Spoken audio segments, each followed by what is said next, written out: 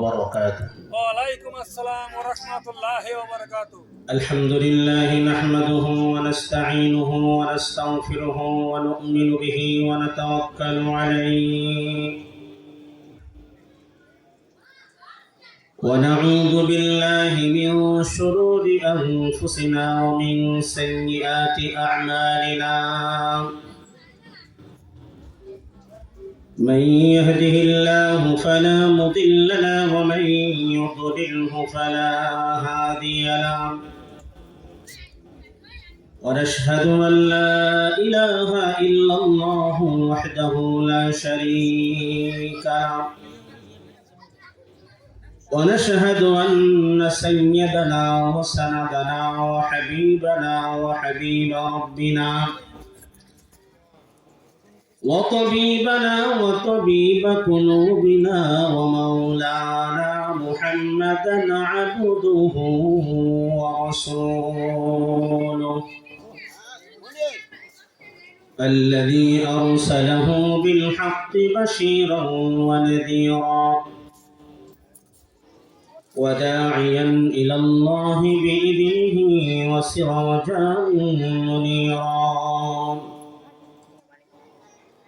أما بعد فقد قال الله تعالى في كلامه المجيد وفي فرقانه الحميد. أعوذ بالله من الشيطان الرجيم. بسم الله الرحمن الرحيم. إن الله لا يظلم مثقال ذرة وإن تك حسنة يضاعفها ويؤت من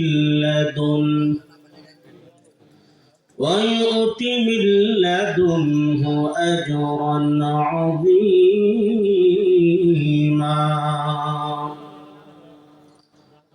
وقال تعالى في آية أخرى وما أصابكم من مصيبة فبما كسبت أيديكم ويعفو عن كثير. وقال النبي صلى الله عليه وسلم التائب من الذنب كمن لا ذنب له أو كما قال النبي عليه الصلاة والسلام. صدق الله مولانا العظيم وصدق رسوله النبي الكريم ونحن على ذلك من الشاهدين والشاكرين والذاكرين والحمد لله رب العالمين. سبحانك لا علم لنا إلا ما علمتنا إنك أنت العليم الحكيم. بلغ العلا بكماله كشف الدجى بجماله حسنت جميع خصاله صلوا عليه وآله. একটু মহব্বতে মাওলা পাকের জিকির করি লা ইলাহা ইল্লাল্লাহ লা ইলাহা ইল্লাল্লাহ লা ইলাহা ইল্লাল্লাহ লা ইলাহা ইল্লাল্লাহ লা ইলাহা ইল্লাল্লাহ লা ইলাহা ইল্লাল্লাহ লা ইলাহা ইল্লাল্লাহ লা ইলাহা ইল্লাল্লাহ حسبي ربي جل الله حسبي ربي جل الله ما في قلبي غير الله نور محمد صلى الله لا إله إلا الله لا إله إلا الله لا إله إلا الله أسمع من غير الله أسمع من غير الله باهر পর্বত غير الله مزار بازار غير الله درگاه درگاه غير الله لا إله إلا الله لا إله إلا الله لا إله إلا الله محمد رسول الله صلى الله عليه وسلم অধ্যকার ঐতিহ্যবাহী ধামরাই উপজেলাধীন গোলাকান্দা দারুল উলুম মাদ্রাসা ও বাইতুন নূর জামি মসজিদের উদ্যোগে আয়োজিত আজকের এই বাৎসরিক ওয়াজ মাহফিলের শ্রদ্ধাভাজন সভাপতি প্রধান অতিথি হিসাবে যিনি উপস্থিত থাকার জন্য সদয় সম্মতি জ্ঞাপন করেছেন ধামরাইয়ের মাটি ও মানুষের জননেতা আলহাজ জনাব মোহাম্মদ তমিজউদ্দিন সাহেব সদস্য জাতীয় নির্বাহী কমিটি ও সভাপতি ধামরাই উপজেলা বিএনপি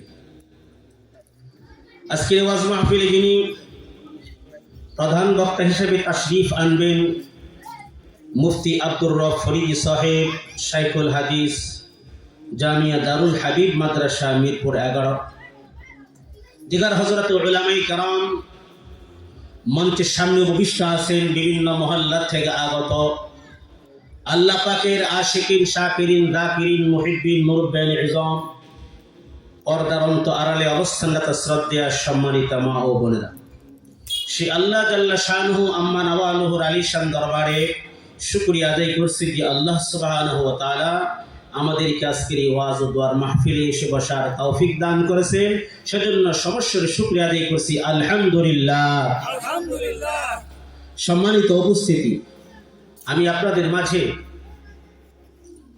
একটি সাবজেক্টের উপর আলোচনা করার জন্য ইচ্ছা পোষণ করছি সাবজেক্টটি হলো বিষয় হলো আমি আপনি কিভাবে বালা মুসিবত থেকে রোগ ব্যাধি থেকে আমি আপনি মুক্ত থাকতে পারবো সেই বিষয়ে আপনাদের মাঝে ইনশাআল্লাহ কিছু আলোচনা করব আল্লাহ পাক যদি তৌফিক দান করেন আর আপনারা যদি দোয়া করেন সে প্রসঙ্গ নিয়ে আমি কুরআনুল কারীম থেকে দুইখানা আয়াতে কারিমা তেলাওয়াত করেছি বিশ্বনবী রাসূল করিম সাল্লাল্লাহু আলাইহি ওয়াসাল্লামের অসংখ্য অগণিত অমীয় বাণী থেকে এখানে হাদিস আপনাদের মাঝে পাঠ করছি তেলাওয়াতকৃত আয়াতদ্বয় এবং হাদিস শরীফকে সামনে রেখে অল্প সময় ইনশাআল্লাহ আপনাদের মাঝে কিছু আলোচনা রাখব যে আলোচনাগুলো আমার জন্য উপকারী হয় আপনাদের জন্য উপকারী হয় আমিও আমল করতে পারি আপনারাও আমল করতে পারেন এবং লাউড স্পিকারের আওয়াজ যতদূর পর্যন্ত যাইতেছেন পর্দার আড়ালে অবস্থানরত শ্রদ্ধেয় সম্মানিত মা বোনেরা আপনারাও যাতে করে আমল করতে পারেন আমাদের হায়াতের জিন্দেগি স্বাচ্ছন্দ্যময় হয় সুখময় হয় স্বাস্থ্যকর হয় সেই বিষয় নিয়ে ইনশাআল্লাহ আলোচনা করব আমার তাওফীক ইল্লা বিল্লাহ আল্লাহ পাক কালামে পাকের মধ্যে ঘোষণা করেছেন ইন্নাল্লাহা লা ইয়াযলিমু মিসকালা যাররা নিশ্চয় আল্লাহ তাআলা তিনার সৃষ্টিজীবের উপর অনুপরিমাণ জুলুম করেন না নিশ্চয় আল্লাহ তাআলা তিনার সৃষ্টজীবের উপর অনুপরিমাণও কি করেন না জুলুম করেন না অবিচার করেন না অবিচার তো করেন নাই অবিচার তো করেনি না আল্লাহ সুবহানাহু ওয়া তাআলা ইরশাদ ফরমান ইন তাকু হাসানাতান ইউদাইফুহা ওয়া ইউতি মিন লাদুনহু আজরান আযীমা। আল্লাহু আকবার। আল্লাহ পাক সৃষ্টিদের উপর জুলুম তো করেনি না, বরং আল্লাহ সুবহানাহু ওয়া তাআলার কোন বান্দা যখন কোন নেক কাজ করে, ওই একটা নেক কাজের সওয়াব আল্লাহ পাক অনেক গুণে গুণান্বিত করে দেন। বলেন সুবহানাল্লাহ। ওয়া ইউতি মিন লাদুনহু আজরান আযীমা।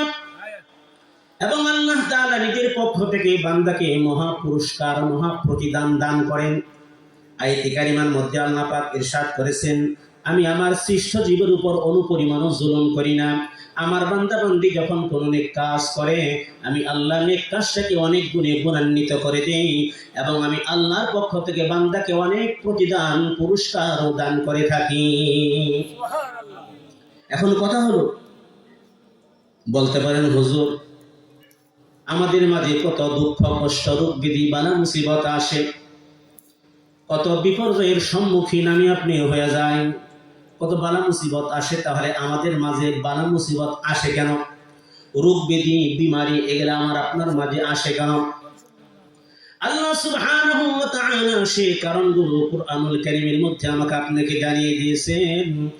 আল্লাহ পাক স্পষ্ট করে আমাকে আপনাকে বলে দিয়েছেন, বান্দা, আমি তোমাদের প্রতি অনুপরিমাণও জুলুম করি না, বরং তোমরা যদি একটা নেক কাজ করো, আমি আল্লাহ অনেক গুণে বাড়ায় দেই এবং আমি আল্লাহর পক্ষ থেকে মহা পুরস্কার তোমাদেরকে পুরস্কৃত করি। তাহলে তোমরা যে রোগ ব্যাধির সম্মুখীন হও, সুখ দুঃখের, অভাব অনটন, বিপর্যয়ের সম্মুখীন হওয়ার কারণ কি? আল্লাহ পাক কারণগুলো নির্ণয় করে দিয়েছেন।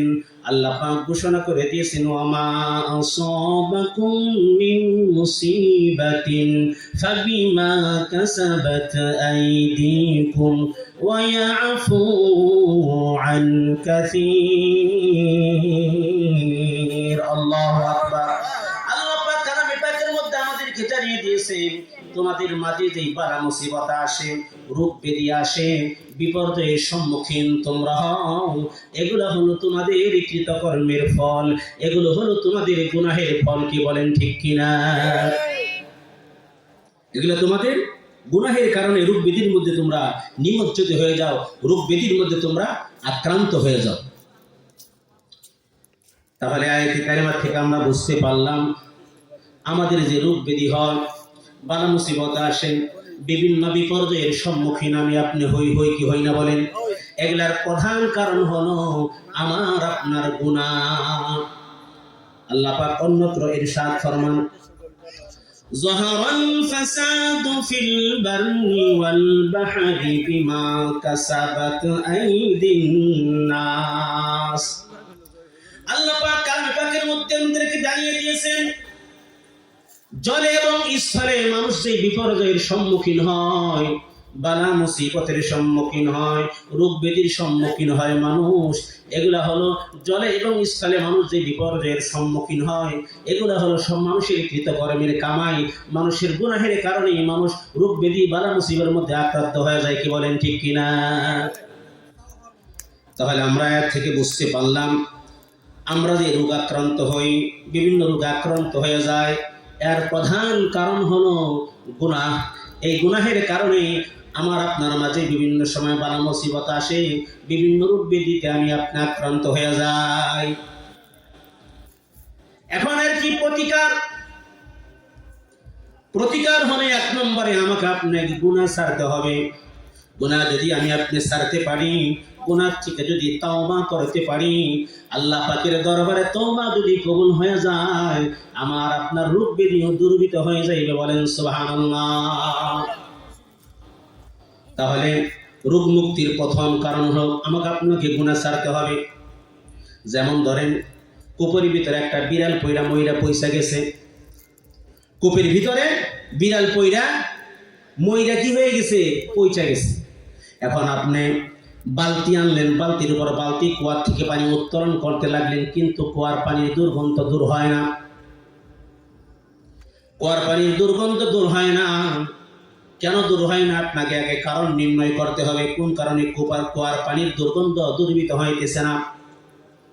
কারণ নির্ণয় করার পরে আপনি যখন ওই কুয়ার থেকে ওই যে বিড়াল ময়রা পয়সা গেছে, ওই বিড়াল যতক্ষণ পর্যন্ত আপনি না ফালাইবেন ততক্ষণ পর্যন্ত কুয়ার পানির দুর্গন্ধ দূর হবে না, কি বলেন ঠিক কিনা?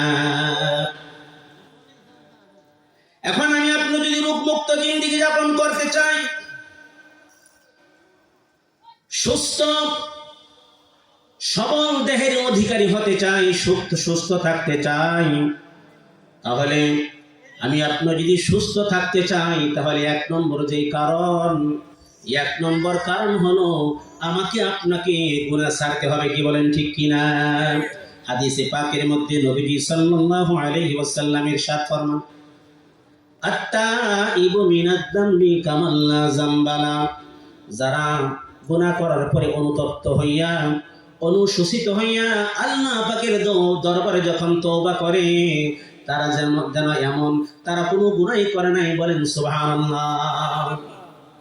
এবার আসেন এই গুনাহ থেকে আমি আপনি কিভাবে প্রতিকার পেতে পাবো, গুনাহ থেকে কিভাবে আমি আপনি মাপ পাবো, সে পন্থাও সে ব্যবস্থাও আল্লাহ পাক আমাকে আপনাকে বলে দিয়েছেন। আল্লাহ পাক আমি পাকের মধ্যে ঘোষণা করে দিয়েছেন, ফামান তাবা মিন বাদি যুলমিহি ওয়া আসলাহা ফাইন্নাল্লাহা ইয়াতুবু আলাইহি ইন্নাল্লাহা গফুরুর রহিম। আল্লাহু আকবার। আল্লাহ পাক আয়াতে কারিমার মধ্যে জানিয়ে দিয়েছেন, ফামান তাবা মিন বাদি যুলমিহি, যে ব্যক্তি গুনাহ করার পরে অপরাধ করার পরে অনুতপ্ত হইয়া অনুশোচিত হইয়া আমি আল্লাহ পাকের কাছে তওবা করে গুনাহ থেকে ফিরে আসে, ওয়া আসলাহা সংশোধন হয়ে যায়, ফাইন্নাল্লাহা ইয়াতুবু আলাইহি, নিশ্চয় আল্লাহ তাআলা ওই বান্দার তওবাকে কবুল করে থাকেন, বলেন সুবহানাল্লাহ।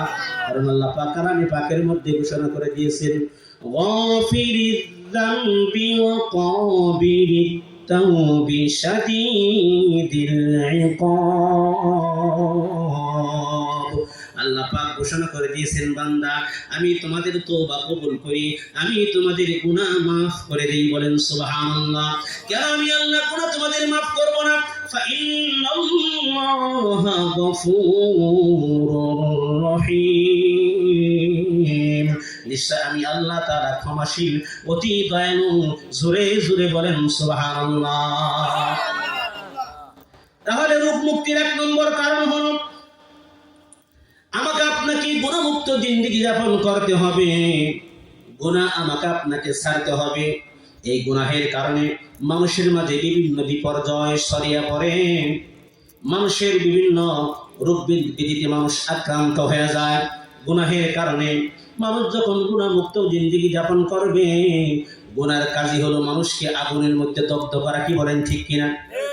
মানুষ যখন গুনাহ করে তখন সে ব্যক্তিগতভাবে আর সুস্থ থাকে না, সে গুনাহ করার কারণে সে নিজেকে নিন্দিত মনে করে, অপরাধী মনে করে, গুনাহের আগুনের মধ্যে সে জ্বলতে থাকে, কি বলেন ঠিক কিনা? আর গুনাহের কারণে পরকালে দুজকের শাস্তি আছে না নাই, কি বলে? তাহলে গুনার কাজই হলো বান্দাকে কি করা? আগুনের মধ্যে দগ্ধ করা। আগুনের মধ্যে দগ্ধ করা গুনাহের কারণে দুজকের আগুনের মধ্যে বান্দাকে দগ্ধ হতে হবে। আর ইবাদতের প্রতিক্রিয়া হলো, ইবাদতের আসর হলো, বান্দা যখন ইবাদত করে বান্দা তখন অন্তরের মধ্যে প্রশান্তি লাভ করে, বলেন সুবহানাল্লাহ। ইবাদত করে করে বান্দা দুনিয়াতেও শান্তি পায় আর পরকালেও আল্লাহ সুবহানাহু ওয়া তাআলা ওই বান্দা বান্দিকে প্রশান্তি দান করবেন।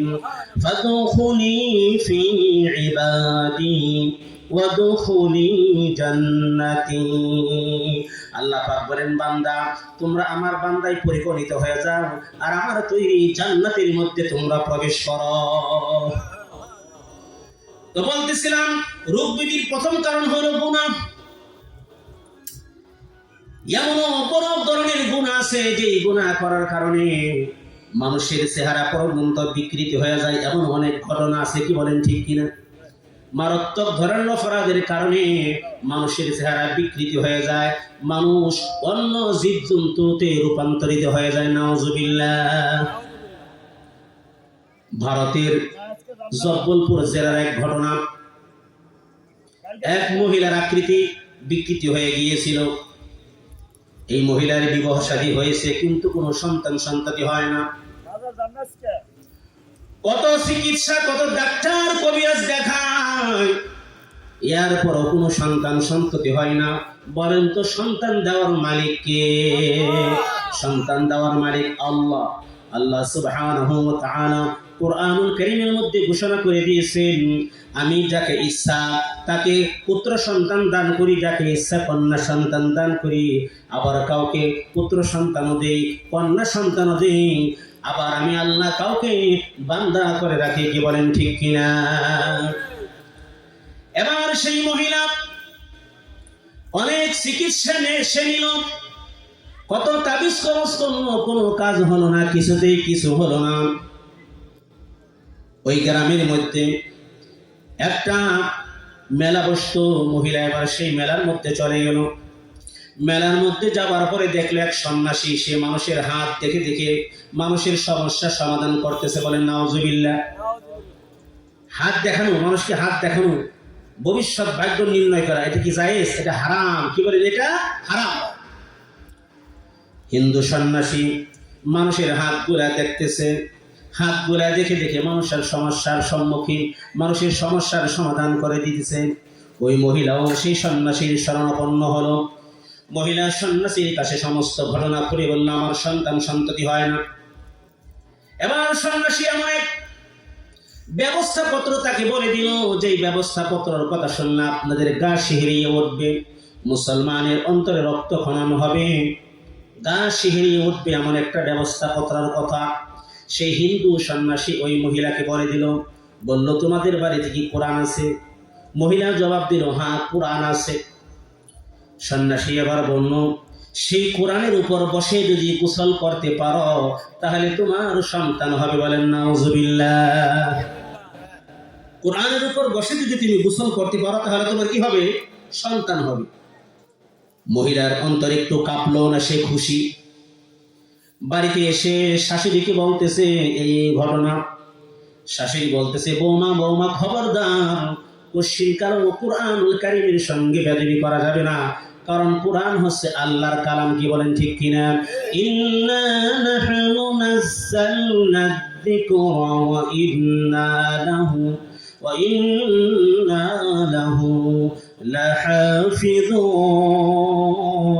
লাহাফিযুন। আল্লাহু আকবার। আল্লাহ পাক ঘোষণা করেছেন, নিশ্চয় আমি কোরআন অবতীর্ণ করেছি, কোরআন নাজিল করেছি, কোরআনের হেফাজতের দায়িত্ব আমি আল্লাহ নিজ কুদরতি হাতে গ্রহণ করেছি। বলেন সুবহানাল্লাহ। এবার মহিলার গায়ে একটু শিহরিয়ে উঠল না। শাশুড়ির কাছে বলল, শাশুড়ি বারবার না করলো। একদিনের ঘটনা, ওই মহিলা আলমারির উপর কোরআন শরীফ ছিল, আলমারির উপর থেকে কোরআন শরীফ নিয়ে সে গোসলখানার মধ্যে চলে গেল। গোসলখানার মধ্যে যাওয়ার পরে কুরআনুল কারীমের উপর বসে সে গোসল করতে শুরু করলো। সে যখন গোসল করতে শুরু করলো, সে আর মানুষ রইল না। আল্লাহ পাক তাকে রূপান্তরিত করে দিলেন এক শুকরে। বলেন নাউজুবিল্লাহ। শুকরে মহিলা রূপান্তরিত হয়ে গেল, পাশে কুরআনুল কারীম পড়ে রইল। এবার শাশুড়ি একটা যেগুলো বৌমা তার রান্না বান্নার কাজে সাহায্য সহযোগিতা করার জন্য আসতেছে না। কি ব্যাপার, অন্য দিন তো আমার বৌমা আমার কাজ কর্মের মধ্যে সাহায্য সহযোগিতা করার জন্য আসে, আজকে কেন আসতেছে না? সে চিন্তায় পড়ে গেল, টেনশনে পড়ে গেল। না জানি সেই হিন্দু সন্ন্যাসীর ব্যবস্থাপত্র গ্রহণ করছে নাকি। সে পাকের ঘরের থেকে দৌড়িয়ে বেডরুমে গিয়ে আলমারির উপরে দেখলো, আলমারির উপরে কোরআন শরীফ নাই। তার মাথা তো খারাপ হয়ে গেল। দৌড়িয়ে সে গোসলখানার মধ্যে চলে গেল, দেখলো গোসলখানা ভিতরের থেকে সিটকারি লাগানো। অনেক চেষ্টা করে গোসলখানার দরজা যখন ভাঙলো, ভাঙ্গার পরে দেখলো বৌমা আর বৌমা নাই, বৌমা শুকরে রূপান্তরিত হয়ে গেছে। পাশেই কুরআনুল কারীমটা পড়া আছে। জোরে জোরে বলেন নাউজুবিল্লাহ। এবার শাশুড়ি বলতেছে, বৌমা এ তুমি কি কাজ করলে? বৌমা আমি তোমাকে বারবার এটা করার জন্য নিষেধ করেছি, এখন তোমাকে কে উদ্ধার করবে? বৌমা বৌমা করে চিৎকার করতেছে। বৌমা কোনো উত্তর দিতে পারতেছে না। বৌমার চোখ দিয়ে জর্জর করে অশ্রু প্রবাহিত হইতেছে। বলেন নাউজুবিল্লাহ। এবার শাশুড়ি তাড়াতাড়ি কোরআনুল কারীমটা হাতে নিয়ে চুমু দিয়ে বুকে নিয়ে সে কোরআনুল কারীম রাখার জন্য গোসলখানার থেকে বের হলো।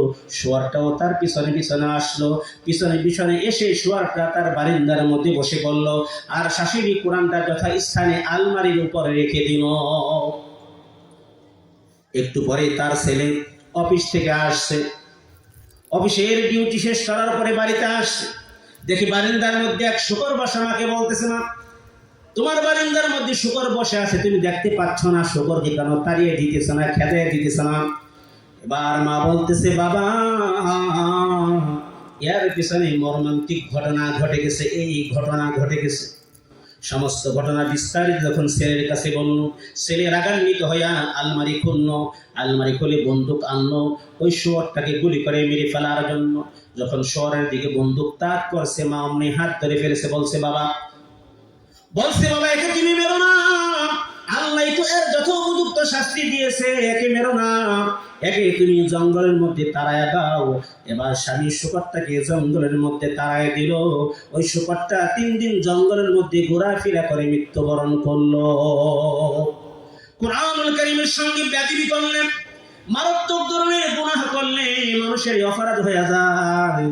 আপনারা অনেকেই জানেন হযরত দাউদ আলাইহিস সালাতু ওয়াস সালামের যুগের ঘটনা। আল্লাহ পাক হযরত দাউদ আলাইহিস সালাতু ওয়াস সালামকে এমন একটা কণ্ঠ দান করেছিলেন, এমন একটা কণ্ঠ দাউদ আলাইহিস সালাতু ওয়াস সালামকে আল্লাহ পাক দান করেছিলেন। দাউদ আলাইহিস সালাতু ওয়াস সালাম যখন জাবুর কিতাব তেলাওয়াত করতেন, সমুদ্রের মৎস্যগুলো, সমুদ্রের মাছগুলো সমুদ্রের কিনারায় চলে আসতো দাউদ নবীর তেলাওয়াত শোনার জন্য। উড়ন্ত পাখিগুলো স্থির হয়ে দাঁড়িয়ে যেত। দাউদ আলাইহিস সালাতু ওয়াস সালামকে আল্লাহ পাক এমন সুন্দর কণ্ঠ দান করেছিলেন। তো দাউদ আলাইহিস সালাতু ওয়াস সালাম জাবুর কিতাব তেলাওয়াত করতেন, সমুদ্রের মাছগুলো ভিড়ে এসে জমতো, ওই মাছগুলা মানুষেরা ধরতো। দাউদ আলাইহিস সালাতু ওয়াস সালাম তাদেরকে বারণ করলেন যে না, মাছ ধরা যাবে না। তারা কৌশল খাটাইল। কৌশল কি খাটাইল? তারা মাছগুলোকে জাল দিয়ে বেড়া দিয়ে রাখলো, বললে আমরা আজকে মারবো না। দাউদ নবী নিষেধ করছে, আমরা তার পরের দিন কি করবো? মারবো। মাছগুলো আটকিয়ে রাখলো, পরের দিন মারবো। এই কর্মকাণ্ড যখন তারা ঘটাইল, আল্লাহ পাক তাদেরকে কি বললেন? কুনু কিরাদাতান খাসিন, তোমরা অপমানিত লাঞ্ছিত বানরে পরিণত হয়ে যাও। ওই লোকগুলো লাঞ্ছিত অপমানিত বানরে পরিণত, শূকরে পরিণত হয়ে গেছে। কি বলেন ঠিক কিনা? বানরে পরিণত হয়ে গেছে।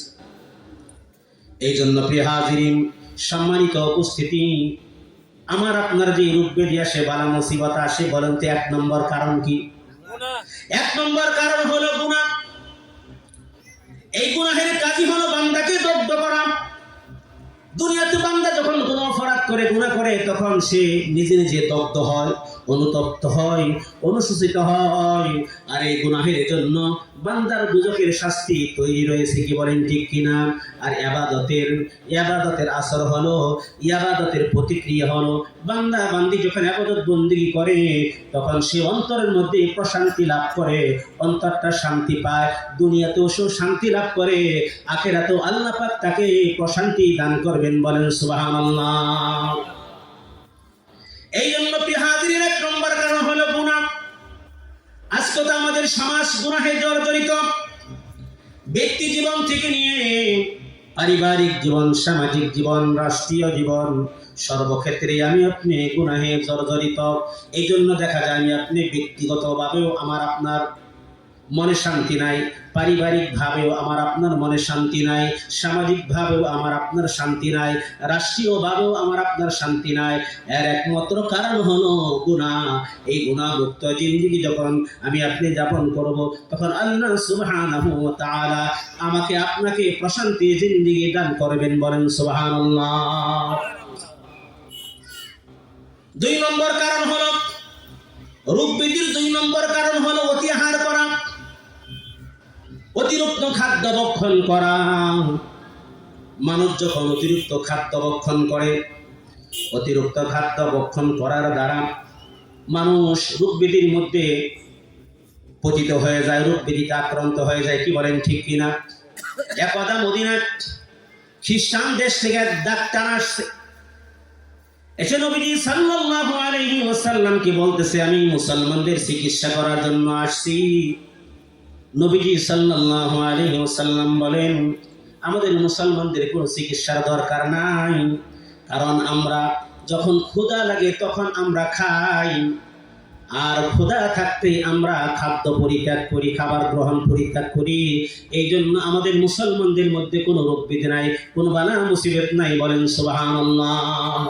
সে ডাক্তার ফিরি ফিরি চিকিৎসা করার জন্য আসছিল, ডাক্তারের কোনো কি করে নাই, দরকার পড়ে নাই। এই জন্য 2 নম্বর কারণ হলো, অতিরিক্ত খাদ্য যখন আমি আপনি ভক্ষণ করি, অতিরিক্ত খাদ্য যখন যখন খাই, তখন অতিরিক্ত খাদ্য গ্রহণ করার দ্বারাও বান্দা রোগাক্রান্ত হয়ে যায়, কি বলেন ঠিক কিনা? আল্লাহ পাক কালামে পাকের মধ্যে ঘোষণা করে দিয়েছেন, কুলু ওয়াশরাবু ওয়া লা তুসরিফু ইন্নাহু লা ইউহিব্বুল মুসরিফিন। আল্লাহু আকবার।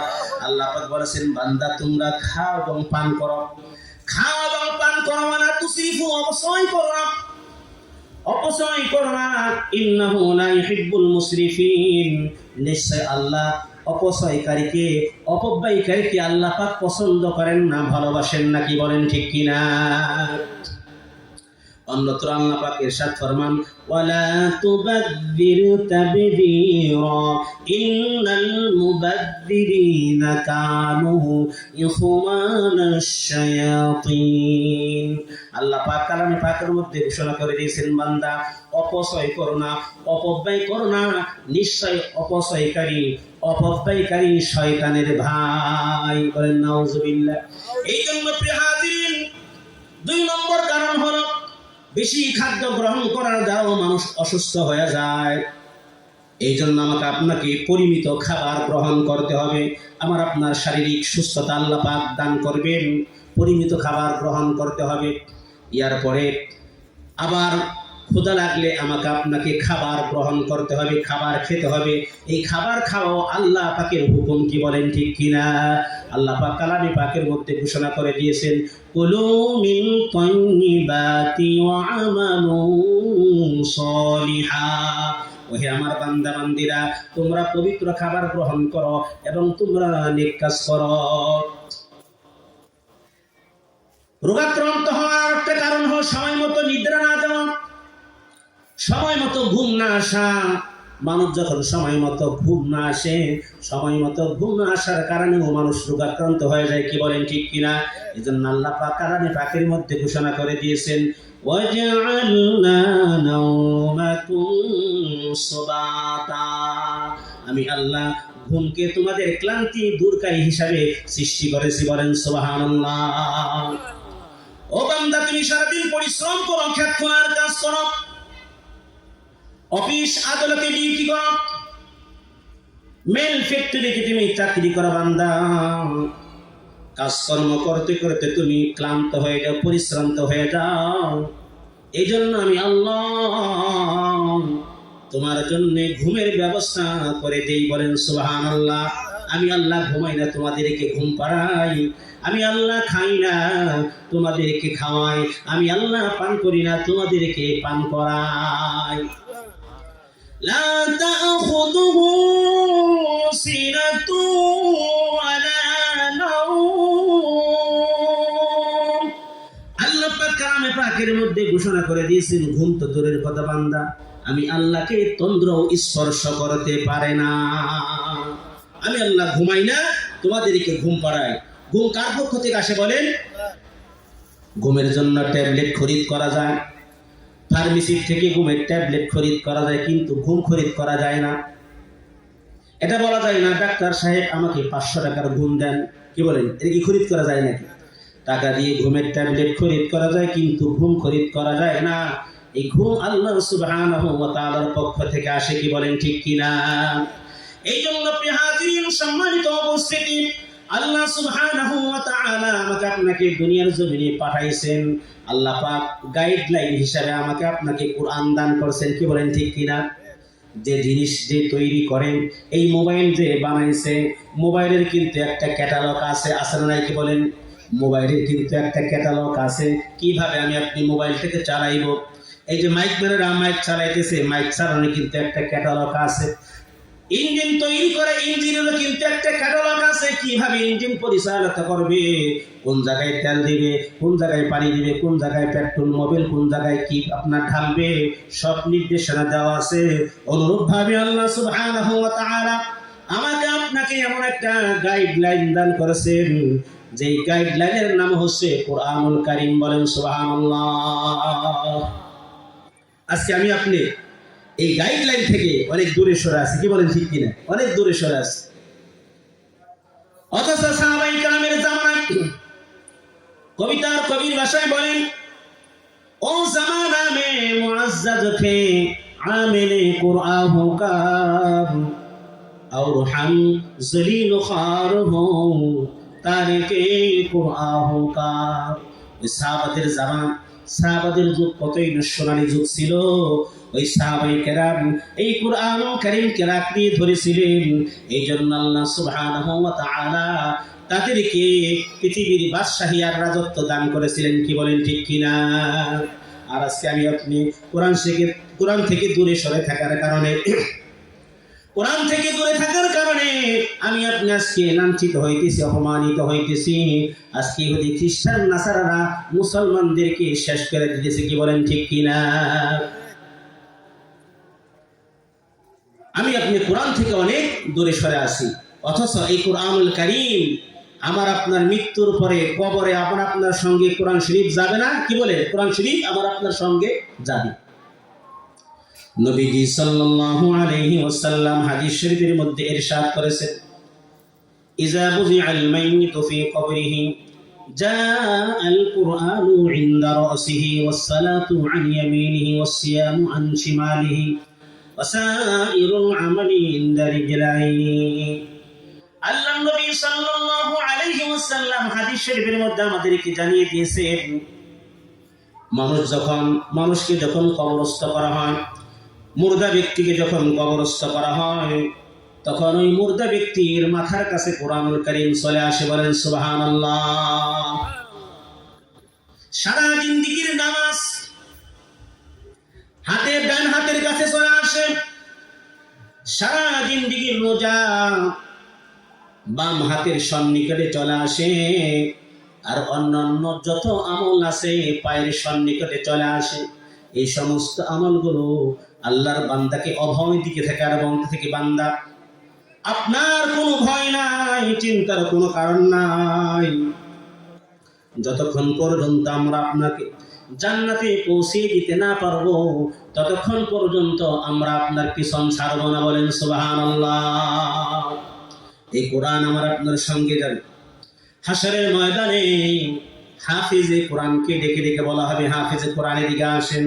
হাফিজে কোরআন আসবেন, আল্লাহ পাক বলবেন, হাফিজে কোরআন আপনার সিনার মধ্যে আমার 30 পারা কোরআন, যেই সিনার মধ্যে 30 পারা কোরআন, ওই সিনাকে আমি আল্লাহ আগুন দিয়া জ্বালাইতে পারি না। বলেন সুবহানাল্লাহ। এই সিনার মধ্যে 30 পারা কোরআন, ওই সিনাকে আমি জাহান্নামের আগুন দ্বারা জ্বালাইতে পারি না। যাও তুমি জান্নাতে চলে যাও। হাফিজে কোরআন বলবে, আল্লাহ আমি তো একা জান্নাতে যাইতে পারবো না,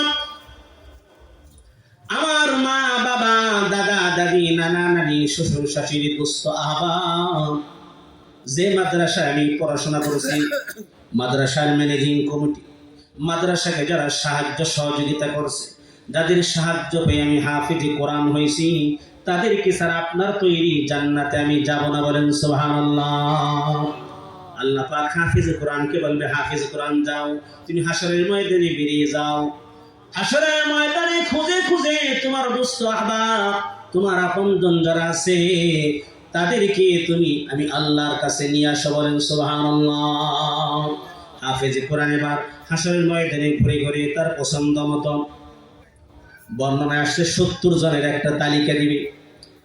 আল্লাহ সুবহানাহু ওয়া তাআলা বলবেন, ও আল্লাহর বান্দা, ও আমার হাফেজে কোরআন, যাও যাও তুমি 70 জনকে নিয়ে জান্নাতে প্রবেশ করো, বলেন সুবহানাল্লাহ।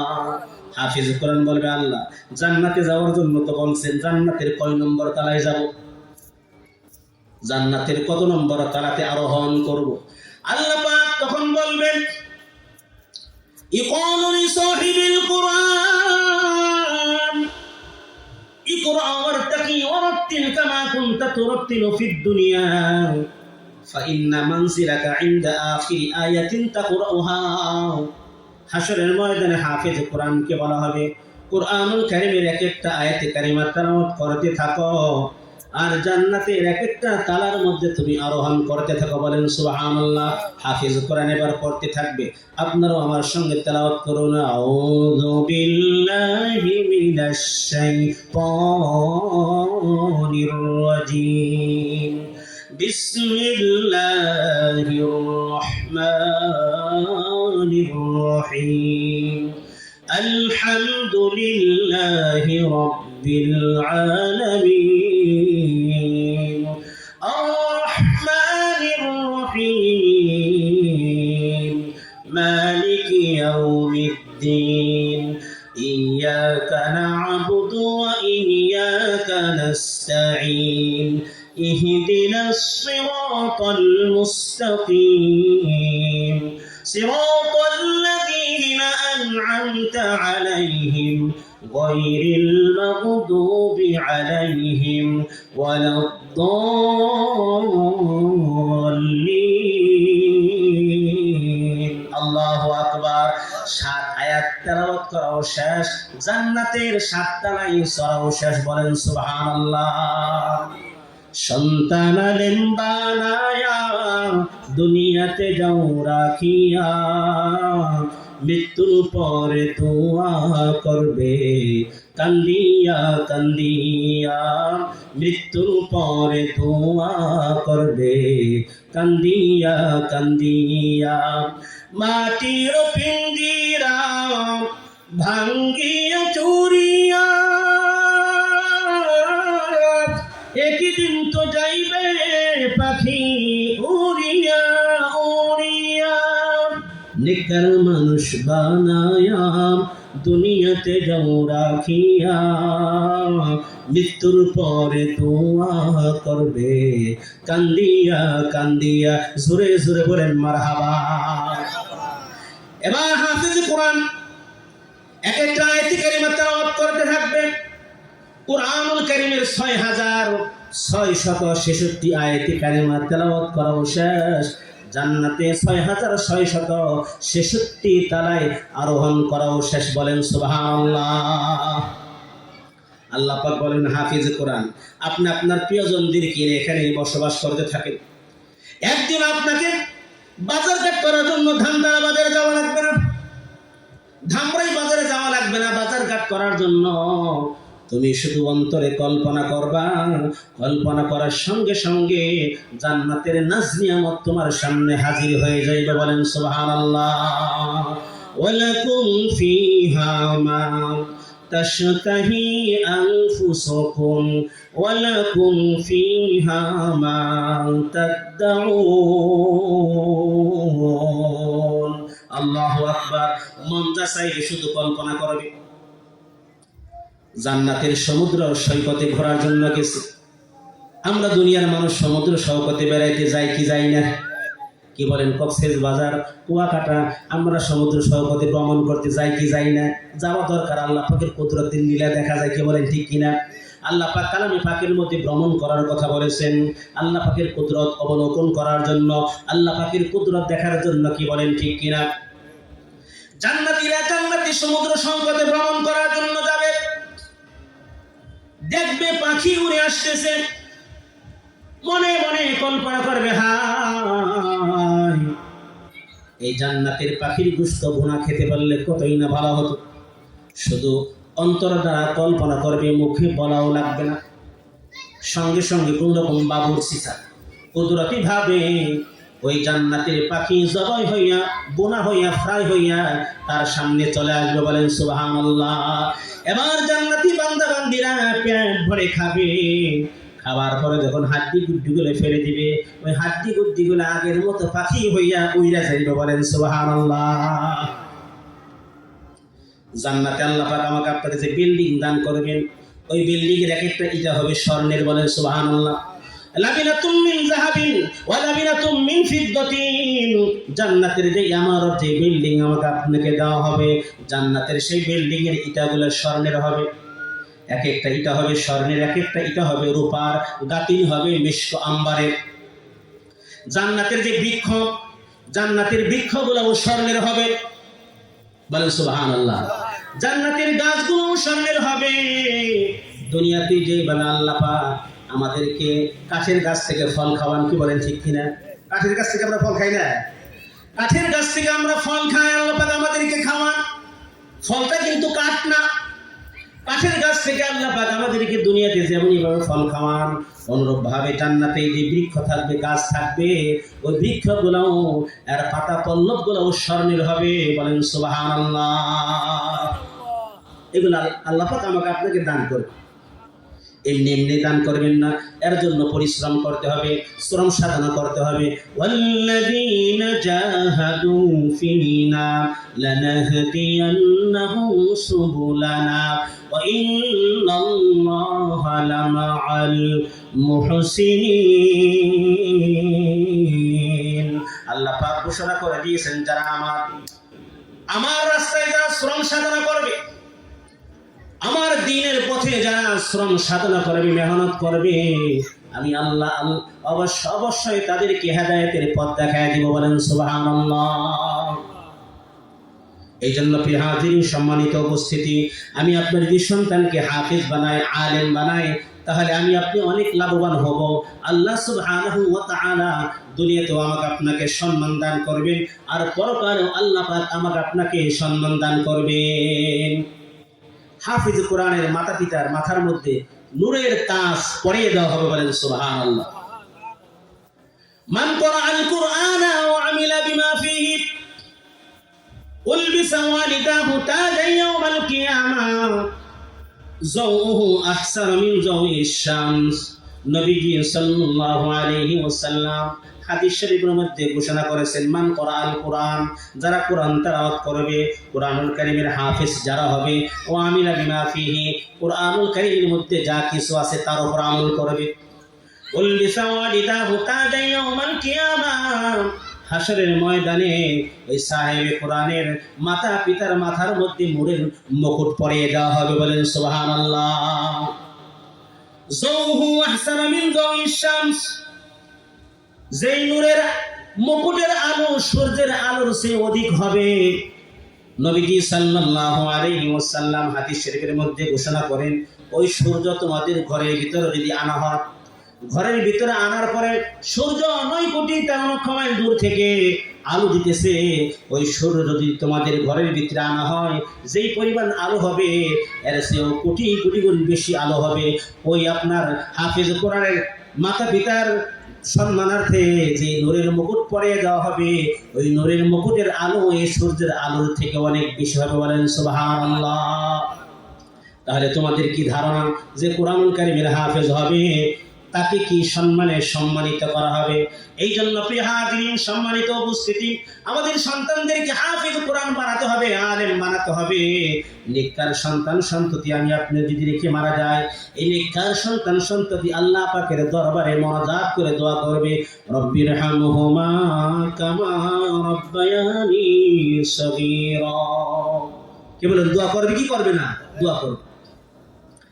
এই সন্তান যত আমল করবে, এই আমলের সওয়াব আমার আপনার কবরে অটো পৌঁছতে থাকবে। হযরত জাকারিয়া রাহমাতুল্লাহি আলাইহি এক আল্লাহর ওলির ঘটনা তিনি বর্ণনা করেন। হযরত জাকারিয়া রাহমাতুল্লাহি আলাইহি তিনি এক আল্লাহর ওলির ঘটনা বর্ণনা করেন। আল্লাহর ওলি যখন কোনো কবরের পাশ দিয়ে যাইতেন, আল্লাহর ওলির অভ্যাস ছিল কবরের পাশে দাঁড়িয়ে সূরা ফাতিহা, সূরা ইখলাসের তেলাওয়াত করে, কোরআনুল কারীমের তেলাওয়াত করে করে কবরবাসীদেরকে ওই সওয়াবগুলো বকশিশ করে দিতেন। বলেন সুবহানাল্লাহ। এবার আল্লাহর ওলি কবরের পাশ দিয়ে যাইতেছেন, কবরের পাশে দাঁড়ায় সূরা ফাতিহা সূরা ইখলাসের তেলাওয়াত করে, কোরআনুল কারীমের তেলাওয়াত করে যখন মোনাজাত করে যখন সওয়াব রেসানি করে দিল, সওয়াব রেসানি করে দিয়ে সে বাড়িতে চলে গেল। বাড়িতে যাওয়ার পরে ঈশার নামাজ আদায় করার পরে খানা পিনা কমপ্লিট করার পরে আল্লাহর ওলি যখন তিনি নিদ্রামগ্ন হলেন, ঘুমের ঘরে যখন চলে গেলেন, ঘুমের ঘরে স্বপ্নে দেখতেছে ওই যে আমি অমুক কবরস্থানের পাশে দাঁড়াইয়া সূরা ফাতিহা সূরা ইখলাসের তেলাওয়াত করে সেগুলা বকশিশ করে দিয়েছিলাম, মুর্দাদের রূহের মাগফিরাতের জন্য সওয়াবগুলো বকশিশ করে দিয়েছিলাম।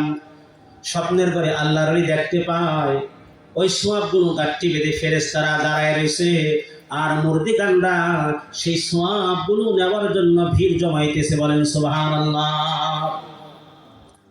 কিন্তু একজন বৃদ্ধা মহিলা সে সওয়াবের জন্য কোনো তাড়াহুড়া করতেছে না, সওয়াবের জন্য আসতেছে না। আল্লাহর ওলি ঘুমের ঘরে মহিলাকে জিজ্ঞেস করলেন, মা সবাই তো সওয়াব নেওয়ার জন্য আসতেছে, আপনি কেন সওয়াব নেওয়ার জন্য আসতেছেন না?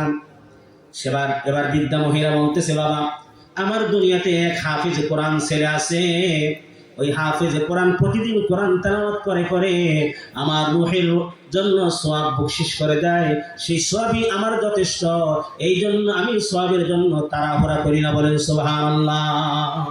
আমার একটা ছেলে আছে দুনিয়াতে, সে প্রতিদিন কোরআন শরীফ পড়ে পড়ে আমার জন্য সওয়াব পাঠায় দেয়, এই জন্য আমার সওয়াবের কোনো কি নাই, তাড়াহুড়া নাই। আর আবার অনেকদিন পরে সেই কবরস্থানের পাশ দিয়ে যাইতে লাগলেন, কবরস্থানের পাশে দাঁড়াইলেন, দাঁড়ানোর পরে সূরা ফাতিহা সূরা ইখলাসের তেলাওয়াত করে মোনাজাত করে সওয়াব বকশায় দিলেন মুর্দিগানদের রূহের মাগফিরাতের জন্য। এবার মোনাজাত কমপ্লিট করার পরে বাড়িতে যাওয়ার পরে ঈশার নামাজ আদায় করার পরে খানা পিনা কমপ্লিট করার পরে যখন ঘুমের ঘরে চলে যায়, ঘুমের ঘরে যাওয়ার পরে স্বপ্নে দেখতেছে আমি যে সওয়াবগুলো দিয়ে আসছিলাম ওগুলা কুদরতি ফেরেশতারা বন্টন করতেছে, মুর্দিগানরা ওই সওয়াব গ্রহণ করার জন্য তারা তাড়াহুড়া করতেছে। এবার দেখতেছেন ওই মহিলাও সওয়াবের জন্য তাড়াহুড়া করতেছে। আল্লাহর ওই মহিলাকে জিজ্ঞেস করলেন, মা কিছুদিন আগে দেখলাম আপনি বললেন আমার সওয়াবের দরকার নাই, আমার ছেলে আমার জন্য সওয়াব পাঠাক, আপনি কেন আজকে সওয়াবের জন্য তাড়াহুড়া করতেছেন? ওই মহিলা ঘুমের ঘরে আল্লাহর ওলিকে বলতেছে, আল্লাহর ওলি আমার যে ছেলে দুনিয়ার জমিনে ছিল, ওই ছেলেটা দুনিয়ার জমিন থেকে বিদায় গ্রহণ করেছে, আর ওই যে কোরআনুল কারীমের তেলাওয়াত করে করে আমার জন্য সওয়াব পাঠাইতো, সেই সওয়াব পাঠানো বন্ধ হয়ে গেছে, এই জন্য আজকে আমি সওয়াবের জন্য তাড়াহুড়া করতেছি। এই জন্য প্রিয় হাজিরিন সম্মানিত উপস্থিতি, আমি আপনি যখন দুনিয়ার জমিনে নেককার সন্তান দেখে যাব, আলেম হাফেজ যখন দেখে যাব, আলেম হাফেজ ছেলেগুলো আমার আপনার জন্য আল্লাহ পাকের দরবারে দোয়া করবে, রব্বির হামহুমা কামা রব্বায়ানি সগীরা। এই বলে যখন দোয়া করবে, চোখের পানি নাকের আগায় আসার পূর্বেই আল্লাহ পাক আমাকে আপনাকে মাফ করে দিবেন। বলেন সুবহানাল্লাহ। এই জন্য আমরা মনে করি সন্তানদেরকে আলেম বানাইবো, হাফিজ বানাইবো, এরা তো মোটা অঙ্কের চাকরি করতে পারবো না, মোটা অঙ্কের বেতন পাবে না, এটা আমাদের অনেকেরই ধারণা। আল্লাহ সুবহানাহু ওয়া তাআলা কোরআন নাজিল করেছেন লৌহে মাহফুজ থেকে। বলেন কোরআন কোথা থেকে নাজিল করেছেন? লৌহে মাহফুজ থেকে। কোরআনের বাড়ি হলো লৌহে মাহফুজ। বাল হুয়া কুরআনুন মাজিদ ফি লাউহিন মাহফুজ। কোরআনের বাড়ি হলো লৌহে মাহফুজে, রিজিকের বাড়িও লৌহে মাহফুজে। কোরআনের বাড়িও লৌহে মাহফুজে, রিজিকের বাড়িও লৌহে মাহফুজে। রিজিকের ফয়সালা সেখান থেকে হয়। আল্লাহ পাক কাউকে কোরআন দান করবেন, রিজিক দান করবেন না, এমনটা হতে পারে না। আল্লাহর কোনো বান্দা যদি হাফেজে কোরআন হয়, তার আমল আখলাক যদি ঠিক থাকে, আমল যদি ঠিক থাকে, এই দুনিয়ার জমিনেও তার কোনো জিনিসের অভাব পড়বে না। কি বলেন ঠিক কিনা? আমল আখলাক যদি ভালো থাকে, সে যদি ভালো হাফেজ হয়, তার আখলাক চরিত্র যদি ভালো থাকে, দেখবেন তার দুনিয়ার জমিনেও তার কি নাই, সম্মানের রিজিকের কোনো কি নাই, অভাব নাই। আল্লাহ পাক থেকে সম্মানের রিজিক দান করবেন। বলেন সুবহানাল্লাহ।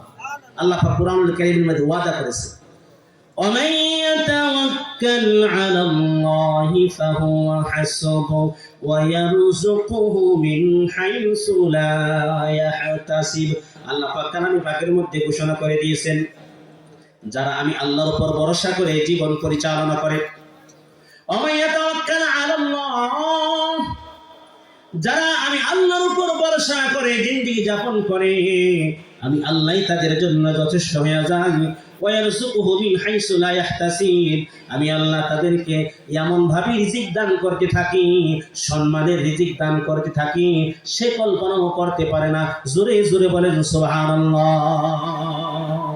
এই জন্য আমাকে আপনাকে সন্তান সন্ততিদেরকে আলেম বানাতে হবে হাফিজ বানাতে হবে দুনিয়ার চাকচিক্য দেখলে হবে না আখিরাতের চাকচিক্যের দিকে আমাকে আপনাকে খেয়াল করতে হবে দুনিয়ার হায়াতের জিন্দেগি আজ আসি কাল নাও থাকতে পারে দুনিয়ার ক্ষণস্থায়ী জিন্দেগি এক সময় আমি আপনি দুনিয়ার জমিনে ছিলাম না এখন আসি আবার আমি আপনি থাকবো না দুনিয়ার জমিন থেকে অবশ্যই আমাকে আপনাকে বিদায় গ্রহণ করতে হবে কি বলেন ঠিক কিনা সকলকেই চলে যেতে হবে দুনিয়ার বিল্ডিং অট্টালিকা সম্পদের পাহাড় দুনিয়াতেই পড়ে থাকবে আমি আপনি থাকবো না এই জন্য প্রিয় হাজিরিন সম্মানিত উপস্থিতি আখিরাতের চিন্তা চেতনা আমাদেরকে লালন করে চলতে হবে যেখানে আমাকে আপনাকে আবাদান জিন্দেগি যেখানে আমাকে আপনাকে থাকতে হবে যে জিন্দেগির শুরু হবে যার কোনোদিন কি হবে না শেষ হবে না যারা দুনিয়ার জমিন থেকে একবার বিদায় নেবে তাদের দুনিয়াতে আসার আর কোনো সুযোগ থাকবে না কি বলেন ঠিক কিনা বান্দা আসার জন্য বলবে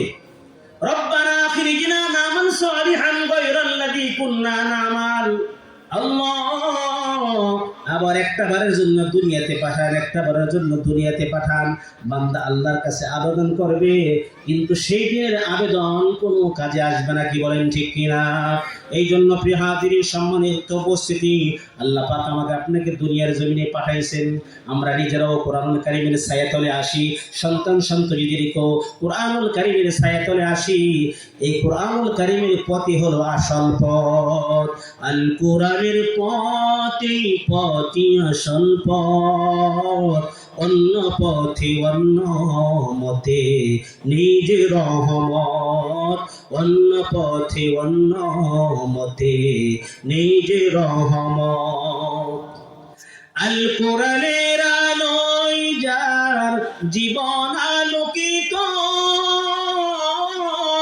সে চির বিপ্লবী নয়তো কোনো ভীত যার বুকেতে শুধুই খোদার ইয়াতই মুহাব্বত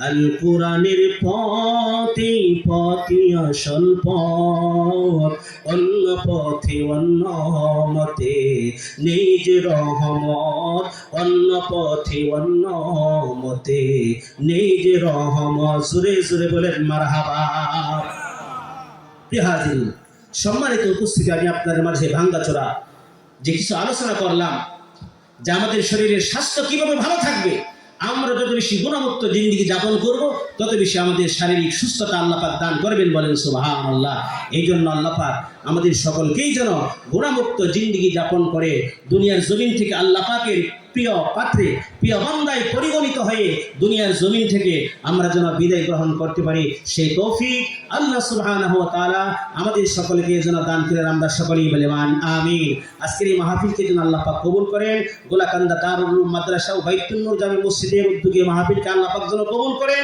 ম্যানেজিং কমিটিকে যেন আল্লাহ পাক কবুল করেন এলাকাবাসীর সকলকে যেন আল্লাহ পাক কবুল করেন আমরা সকলেই বলি আমিন ওয়া আখির দাওয়ানা আলহামদুলিল্লাহি রাব্বিল আলামিন আসসালামু আলাইকুম ওয়া রাহমাতুল্লাহি ওয়া বারাকাতুহু